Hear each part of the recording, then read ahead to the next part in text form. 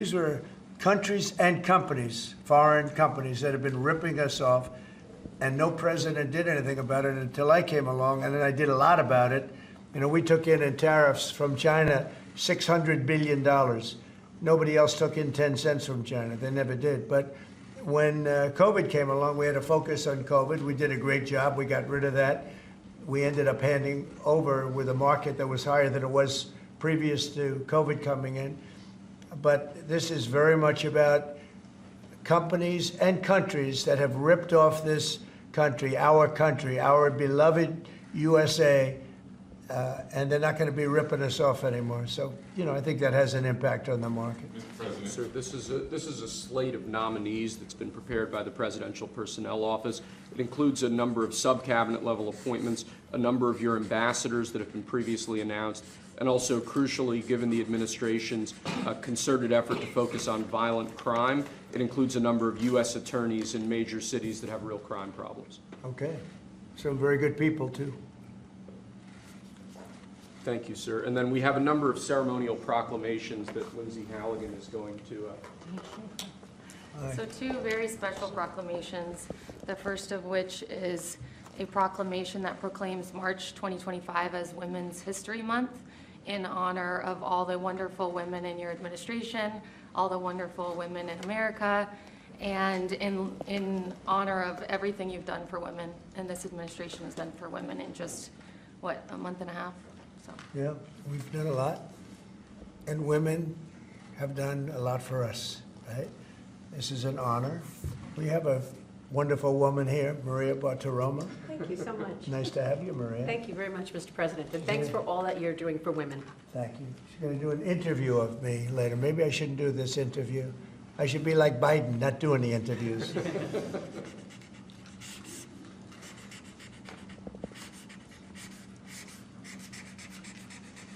That's great. Women, we love you. We love you too, sir. Thank you. Okay. Thanks, Lindsay. So the second one is a proclamation proclaiming March 2025 as Irish American Heritage Month in honor of, to commemorate our amazing friendship between America and Ireland, and to just honor all of the Irish Americans. And I'm a little bit biased because I'm American and Irish, but. Good. Good. Well, great people. Yeah, great St. people. Patrick's Day is coming up as well. And they voted for me in heavy numbers, so I like them even more. You have to like it. You know, you're not supposed to, but you have to like that. All right. So for the Irish American people, proclamation. Okay. Thanks. President. Thanks, Lindsay. Mr. President, your envoy, Steve Witkoff, told us a little while ago that if Hamas does not release hostages, that the U.S. and Israel could take some action. What does that mean in your eyes? Is that military action? Would you join strikes with Well, Israel? you're going to find out. I had the honor of spending a lot of time yesterday with quite a few of the people that we got out, and I can't believe how badly treated they were, really badly treated. Stories that you wouldn't even believe. Some of it was documented, some of it was so bad you couldn't really, I don't think you can put it on. And it's a shame. And they said one thing, they have 59 hostages, of which many of them are killed. They want to know if we could just continue. They said without us, look, Biden wasn't able to get anybody out. We came along and they started releasing. But we have 59 left, of which 24 are living. The rest are dead. And I put out a statement. It's sort of self-explanatory, I think. But somebody's going to have to get a lot rougher than they're getting. It's a shame. And those 24 that are living, because they were with them just 2 weeks ago or 3 weeks ago, depending on when they got out. But they said they're in very bad shape. You spoke today with your cabinet members and Elon Musk. I did. What did you tell them in regards to Elon Musk and his authorities to carry out actions? We had a great meeting. We had Elon and we had some of the representatives for the business reps. We also had most of the cabinet members, not all of them It doesn't really pertain to all of them, but many of them. And I thought it was a really good meeting. It was about cutting because everybody knows the country's way out of control in terms of the number of people. We have many people that don't work. We have many people probably that aren't even living that are getting checks. And we're finding all of that out, and it's being reported. We're going to save hundreds of billions of dollars. We've already saved a lot. And parts of it are contracts that are expired that we're paying on. Many crazy things that, you can see it happening. It shouldn't happen, but you can see it happening. You see a lot of it being put out. But the other thing I think most important for today, I want the cabinet members to keep good people. I don't want to see a big cut where a lot of good people are cut. I want the cabinet members to keep the good people, and the people that aren't doing a good job, that are unreliable, don't show up to work, et cetera, those people can be cut. So I had a meeting, and I said, I want the cabinet members go first, keep all the people you want, everybody that you need. And it would be better if they were there for 2 years instead of 2 weeks, because in 2 years they'll know the people better. But I want them to do the best job they can. When we have good people, that's precious. That's very important, and we want them to keep the good people. And so we're going to be watching them, and Elon and the group are going to be watching them. And if they can cut, it's better. And if they don't cut, then Elon will do the cutting. So, Mr. President, is that a reflection that you think Doge and Elon Musk have been moving too quickly? No, I think they've done an amazing job. They've done an amazing job, and look at what they found. I read it the other night in the speech. I mean, they found these things where billions of dollars has been poured down the drain to things. That's not about people, that's about contracts where billions and billions of dollars was just thrown out the window. It probably got kickbacks. I'm sure there were tremendous kickbacks for the people that authorized those contracts. But no, Elon has been really teaching everybody about the numbers that you can do. But what I want is I want the numbers, but I also want to keep the good people. We want to get rid of the people that aren't working, that aren't showing up, and have a lot of problems. And so they're working together with Elon, and I think we're doing a really great job. We're cutting it down. We have to for the sake of our country. You can't have that kind of fat. It's bloat, and like nobody's ever seen before, where you need 20,000 and they have 120,000 people, and you just don't need that many. And it happens with companies, and it happens with governments, I guess. You could go to a lot of governments, you'd see the same thing. But we're trying to get it down. We want to be able, next year, we could balance the budget. I think there's a good chance we could balance the budget next year. We have a lot of good things happening. Plus, we have a lot of revenue things happening, like today with the shipbuilding. And this gentleman behind me is going to create a lot of jobs. And he's about the biggest there is in the world. We had the biggest chip maker in the world here a few days ago. He's going to be spending $200 billion on building plants. We're not giving him any money to build it either. It's not, that chip act is ridiculous, where the Biden thing, where they give billions of dollars to people that have nothing but money. They're not going to spend that money. They're just taking that money. We're giving nothing. They're coming in because of the tariffs, because they don't want to pay the tariffs, and they're opening up big. So, but with respect to people, I said, I want to cut the people, but I want to keep the good people. Mr. President, tariffs, sir, can you walk us through the next steps on this? Steel and aluminum tariffs are due to kick in next week on Canada, Mexico, and every other country. Are those going to be modified as well? No, those aren't modified. Those are happening next week. And the big one will be on April 2nd, when reciprocal tariffs. So if India or China or any of the countries that really, India is a very high tariff nation. I'll tell you what's a high tariff nation is Canada. Canada charges us 250% for our milk product and other product, and a tremendous tariff on lumber and things as such. And yet we don't need their lumber. We have more lumber than they do. We don't need Canada's lumber.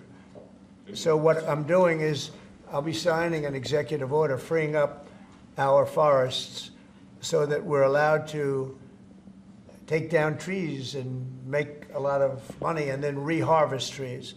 Also, we're cutting fire divides. A fire divide is a 50-yard to 70-yard swath where the trees can't, it's long enough so trees don't burn forever until you can get them out.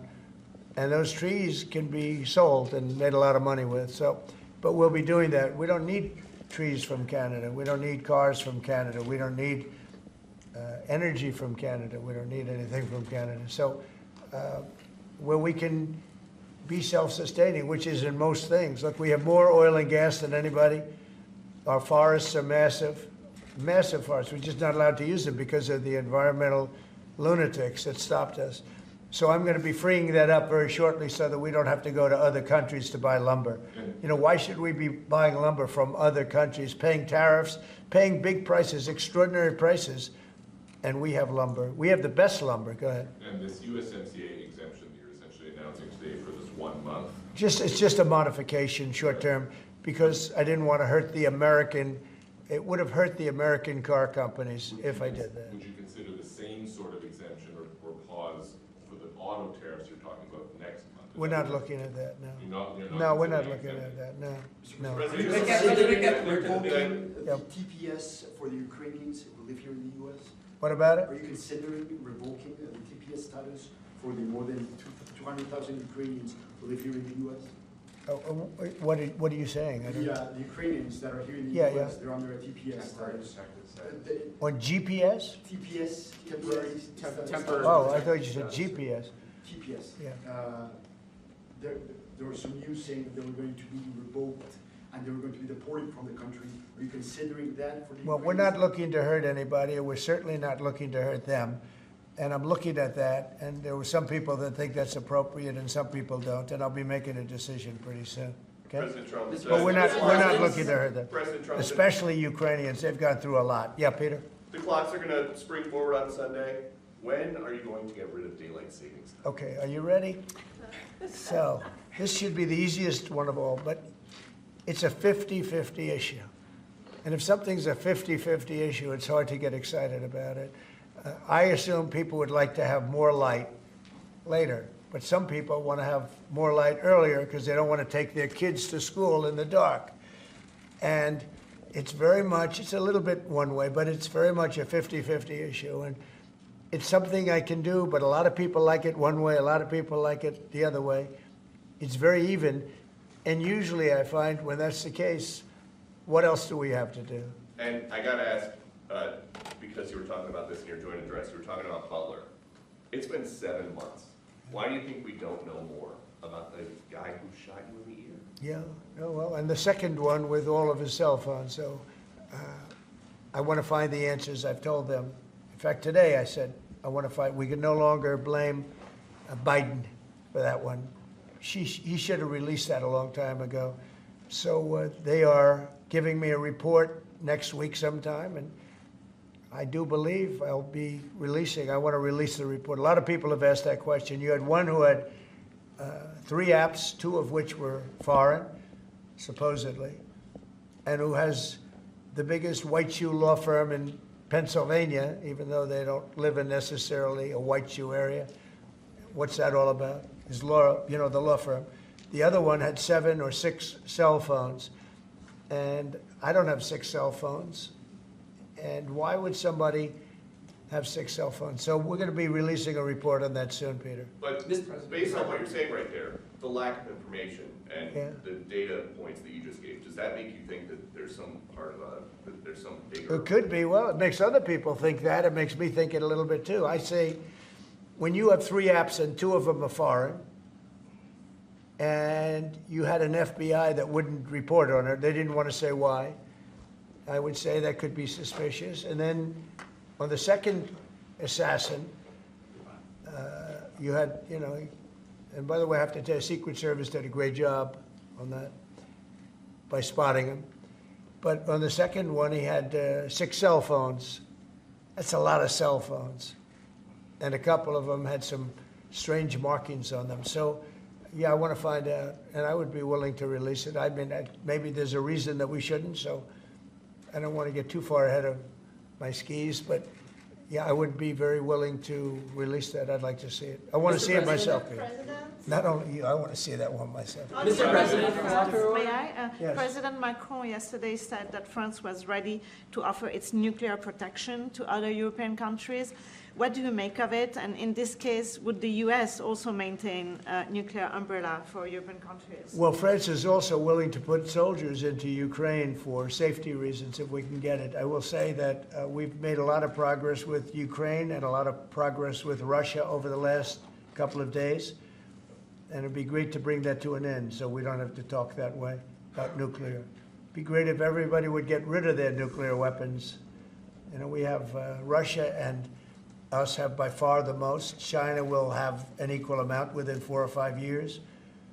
And it would be great if we could all denuclearize, because the power of nuclear weapons is crazy. It is crazy. And, you know, I was very far along a process with Russia, despite the Russia hoax, which didn't make it easy. It was a total hoax, a total rigged hoax by some bad people. But despite that, I was very close to having a program with Russia, denuclearization, and we were going to get China. I spoke to President Xi about it, and he would have been very happy to have gone along with it. But bad things happened, like an election that was rigged happened. And so we had to come back 4 years later. But I would very much like to start those talks. The opposite of what you say, the denuclearization would be incredible. Mr. President, on the auto tariffs that you were talking about, I know yesterday you spoke with the big three. Did you tell them that no more exemptions were on the way, and what was the reaction? I told them, that's it. This was a short-term deal. And they came back to me yesterday. They said, could we have some help on the tariffs because of the speed? And I said, look, I'm going to do it, but that's it. Don't come back to me after the April 2nd. I don't want to hear from you after April 2nd. We're not going to be doing it anymore. I want to help them. What was the response? They didn't complain, but I helped them short-term during this short-term transition. April 2nd is going to be a very big day for America. Mr. President, my understanding is that the longstanding U.S. policy is that we do not negotiate with terrorists. So how did you come to the decision to send somebody from your team to negotiate with Hamas? We are having discussions with Hamas. We are helping Israel in those discussions because we're talking about Israeli hostages. And we're not doing anything in terms of Hamas. We're not giving cash. We're not giving $6 billion like you hear other administrations give. In fact, I got 59 hostages out, and we gave nothing. In 59, we gave nothing, not including what's going on with Hamas. I mean, I consider that something where we're helping Israel for the most part. We had a couple of hostages, as you know. We got a couple of hostages out, American hostages. Mr. President. But certainly, Peter, you have to negotiate. There's a difference between negotiating and paying.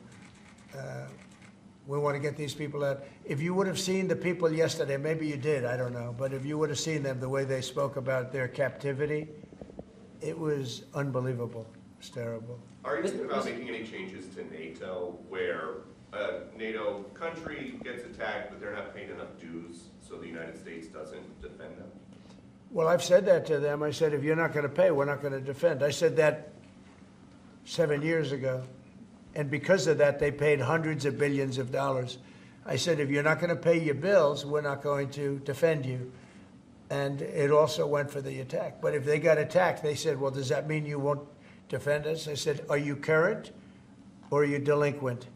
They said, if we were delinquent, would you? I said, nope, I would not. And because of that, as you know, hundreds of billions of dollars came into NATO. You wouldn't have NATO right now if I weren't there. And your previous Secretary General has said that. He said he's never seen anything like it. When I came to NATO, when I first had my first meeting, I noticed that people weren't paying their bills at all. And I said I should wait till my second meeting, and I did. And I brought that up. And I said, if you don't pay your bills, we're not going to participate. We're not going to protect you.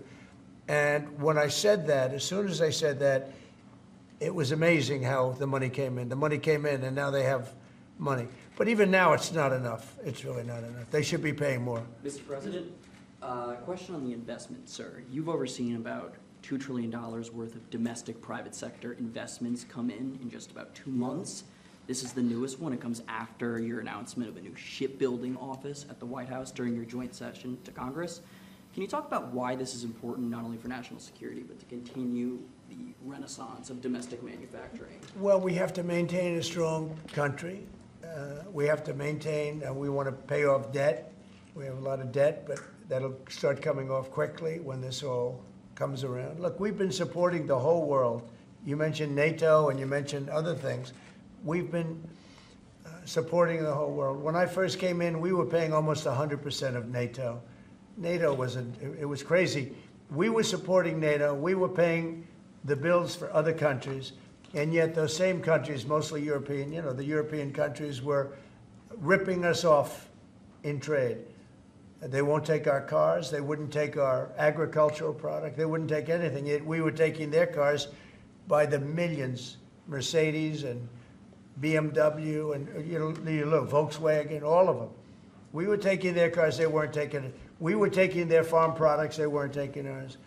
It's a total ripoff. And yet we were protecting them by giving them the money. And, that adds up to a bad number at the end of a lot of years. And that's what happened. And now it's time for this country to stop being ripped off. I had that done very much in the first administration, but then we had to focus on other things at the very end with COVID. And, but we had the greatest economy in history. We had the greatest economy in history. I think we're going to redo it here, but even better. And I wanted to do what we're doing now in the first term, but we had so many other things to do. We had to fix the border, which we did. We had to fix our military. We rebuilt our military. We completely rebuilt the military, only to watch Biden give so much of it away to Afghanistan, if you can believe it. It's not even believable. It's not even believable what he did. The damage that man did or that administration did to this country is frankly not even believable. And in particular, allowing millions and millions of people to come into our country. Many of them were murderers and drug dealers and gang members and people from prison for very heinous crimes. For him to allow those people into our country, and now we're spending tremendous amounts of time and effort. Nikki and Tom Homan, who's doing an unbelievable job, but we shouldn't have to be spending anything on that. We had the safest border ever. Now we have actually, as you saw, the numbers just came out, where we have actually the lowest numbers in the history of our country. But we shouldn't have had to do that. What we're doing now is we're looking for murderers. Can you believe it? We're looking for murderers because thousands of murderers, some about 50%, killed more than one person. One killed 5 or 7. And we're looking for those people right now. We shouldn't have to be looking for them. President Trump, on Peter's question, are you going to make that policy, U.S. policy, that the U.S. wouldn't defend NATO countries that don't pay? Well, I think it's common sense, right? If they don't pay, I'm not going to defend them. No, I'm not going to defend them. I got into a lot of heat when I said that. You said, oh, he's violating NATO.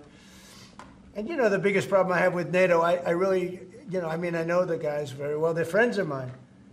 But if the United States was in trouble and we called them, we said, we got a problem, France. We got a problem, a couple of others I won't mention.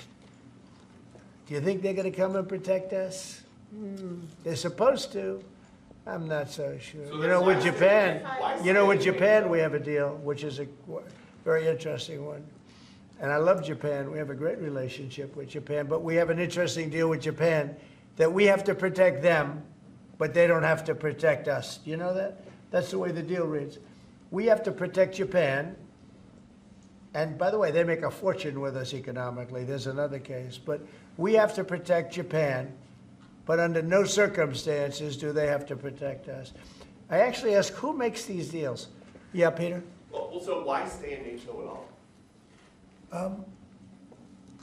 I view NATO as potentially good, but you gotta get some good thinking in NATO. It's very unfair what's been happening. Until I came along, we were paying close to 100% of NATO. So think of it. We're paying 100% of their military, and they're screwing us on trade. And when Zelensky inevitably comes back to the White House, what do you expect from him? And do you think you'll see him in a necktie? Well, I think what's going to happen is Ukraine wants to make a deal because I don't think they have a choice. I also think that Russia wants to make a deal because in a certain different way that only I know, they have no choice either. Are you still thinking of going to Saudi Arabia and meeting with Putin about this?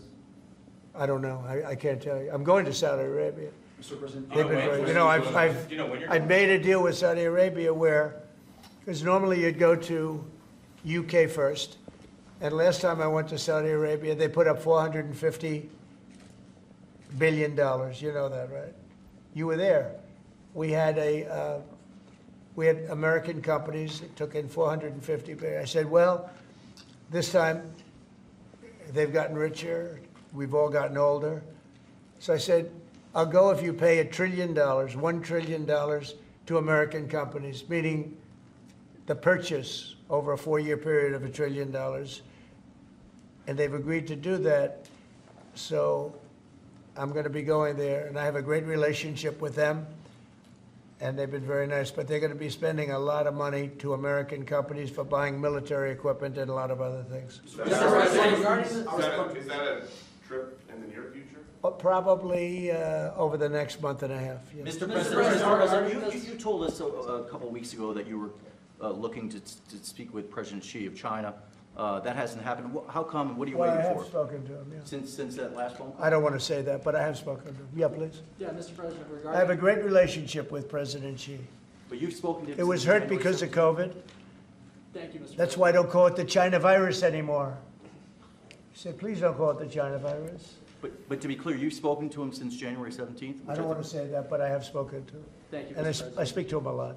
Regarding this executive order you signed revoking security clearances at Perkins Coie, do you think there should be more steps like this to be taken against other people involved in the Russia collusion? I do, but that's going to be up ultimately to the Attorney General and various other people. Absolutely. Just as a follow-up, the other night, we saw Democrats' behavior during your joint address to Congress. Yeah. Do you think it shows just how out of touch they are with the American people, especially given that 79%, according to a CBS poll, approved of your speech? I love this guy. Who are you with? My name's Nick Gilbertson with Breitbart News. I see. I really liked your questions. Thank you very much, Mr. President. Sir, regarding the executive order. The answer is just, Nick, and I know your name very well. Good job, you do. Thank you. Yeah, the answer is I thought it was very embarrassing for the Democrats what happened the other night. And that's not said for any other reason other than it's obvious, it's fact. Even CNN fake news said that. They came out and they said it. And worse than CNN is MSDNC, which is the worst. And the good news is very few people watch them anymore. They have lost such credibility. And frankly, what Nicole Wallace said, I've never been a fan of hers, and she's not very talented. But I'll tell you, what she said the other day about that young man is disgraceful. She should be forced to resign. And Rachel Maddow should be forced to resign. Nobody watches her anyway. I don't know if it's not possible they pay her as much money as I hear, but certainly she's lost all credibility, both of them.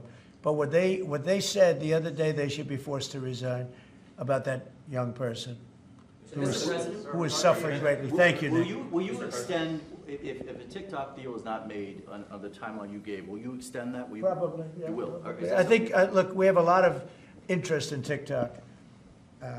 And China is going to play a role. And so hopefully China will approve of the deal. But they're going to play a role. Are you close? But we have a lot of interest in TikTok. How long will you extend it, and how close are you to a deal? Well, we'll see. But if I need, right now we have at least another month, so we don't need an extension. But if I needed an extension, I'd probably get it extended. Yeah, Mr. President, but- our country's Mr. President, regarding the executive orders, there was talk that you might sign one winding down the education department, which department? the education department. Are you having second thoughts on that one? No. I want to bring the schools. I want to bring the schools back to the states. And I've said it 100 times. We're ranked at the bottom of the list, and yet we spend more. We're ranked number 1 for cost per student. We're ranked at the bottom of the list in education. And I know if I bring it back to Iowa, Indiana, Idaho, all these great states, I think I could say 40 states, I want to bring it back. 10 states won't be perfect, 5 states will be probably not so good, but they will be every bit as good as Norway and Denmark and Sweden and all of the states that are rated at the top. If you tell me about Indiana and some of these great states that run really well, Iowa, you tell me about those states, and if they run their own education, they're going to do a lot better than somebody sitting in Washington, D.C. that couldn't care less about the pupils out in the Midwest. When do you think that might be signed then? When would you sign that order? Well, I want to just do it. I mean, we're starting the process. We're trying to get the schools back into the states. Let the states run the schools. And I'll tell you, you'll see something, it's gonna blow your mind. It'll be run so well. The school system, and I also believe in school choice, but that will take care of itself. A follow-up to that, Mr. President, if the education department were eliminated, how would you see, sort of what department, what agency would handle student loans and the other types of federal That would grants be that brought the in, education yeah, that department- would be brought into either Treasury or Small Business Administration or Commerce. And we've actually had that discussion today. I don't think the education should be handling the loans. That's not their business. I think it'll be brought into small business maybe. Kelly really liked it and really would like to do it. So the loans would be brought into a group where they really do that. And I think it's, that is, by the way, the most complicated thing in moving. But it's very simple if you do that. And So the President, same for our like federal countries grants. rejected your plan to move out more than 2 million people out of Gaza. What's your reaction to that and to Egypt's plan and to this meeting that happened? Out of Gaza, Yeah. I think that Gaza's a mess. And I think that Gaza could be good. I think it's got to be run properly. But right now, Gaza is an absolute mess, and it has been for many, many years and decades. Yeah, Peter, did you have one more? I did, yeah. They have these 2 Starliner astronauts stuck in space for 8 months. Have you Oh, spoken to boy. them? They left him alone. Biden left him up there. And what do you know about that? I know Elon everything Musk is about saying, it. I said, we have 2 astronauts that are stuck in space. I have asked Elon, I said, do me a favor, can you get him out? He said, yes, he is preparing to go up, I think, in 2 weeks. What do you know 2.5. about how this went down? Because he's saying that the Biden White House was offered some kind of SpaceX rocket to go get these guys, and they said no. That's what I heard. I can't tell you that, but that's what I heard. But Biden was embarrassed by what happened, and he said, leave him up there. I would have said, if you're embarrassed, you got to get him out. Elon is right now preparing a ship to go up and get him. I'm sure that they will see this in space. What is your message to So them? we love you, and we're coming up to get you, and you shouldn't have been up there so long. The most incompetent president in our history has allowed that to happen to you, but this president won't let it happen. We're going to get them out. We're coming up to get you. I've authorized Elon. I said, can you get them out? Because, you know, they've been left up there. I hope they like each other, but they've been, maybe they'll love each other. I don't know. But they've been left up there. Think of it. And I see the woman with the wild hair, good solid head of hair she's got.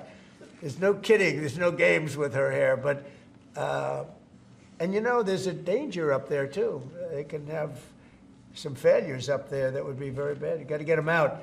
So I've authorized Elon a week ago. I said, you know, we have 2 people up there that Biden and Kamala left up there, and he knows it very well. I said, are you equipped to get him? He said, yeah, he's got a Starship, and they're preparing it right now. And so Elon is going to go up and get him. Should I go on that journey just to be on the ship when we stop? What do If you, that's an option, yes. I should do it. Oh, that's terrible. I thought he liked me. I thought he liked me. I thought, Maria, should I do it? Well, you should then come. Stay here. Maria likes me better. President She's, Trump, you should then come back from space. well, oh, when they come back, I'll greet them. How about that? Mr. No, President, no, we're going to get him out. I've authorized Elon Musk to go and get him, and he's prepared to do so. Mr. President, what are you making of the market sell-off this week? I think it's What's just, driving it? I think it's globalists that see how rich our country's going to be, and they don't like it, you know? There's a big market out there. But again, they've been ripping off this country for years, and now, and they're going to do great. Everyone's going to do great, but we can't let this continue to happen to America. Otherwise, we're not going to have a country any longer. Thank you very much, everybody. Thank you.